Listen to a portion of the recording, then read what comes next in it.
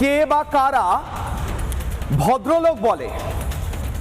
একটা 12 বছরের মেয়েকে যে বা যারা ধর্ষণ করেছে তাদের বা তাকে কে বা কারা বলে তারা ভদ্রলোক? তাদের মানবাধিকার, ধর্ষক খুনিদের মানবাধিকারের জন্য কান্না কাঁদে কোন পক্ষ? মনে হচ্ছে যে মানবাধিকার লঙ্ঘন হয়েছে এবং তারা বলছে ভদ্রলোককে খুন করা হয়েছে। আপনারা দেখে হয়তো চমকে উঠবেন, বিশ্বাস করবেন না, কিন্তু বিশ্বাস করতেই হবে, কারণ বাইট রয়েছে।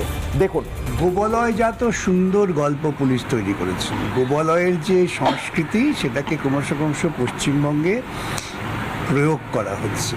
এটা পরিকল্পিতভাবে একটি খুন, যার মধ্য দিয়ে তথ্য লোপাটের প্রচেষ্টা। এই ভদ্রলোক বেঁচে থাকলে তিনি হয়তো অনেক গোপন তথ্য প্রকাশ করে দিতে পারেন।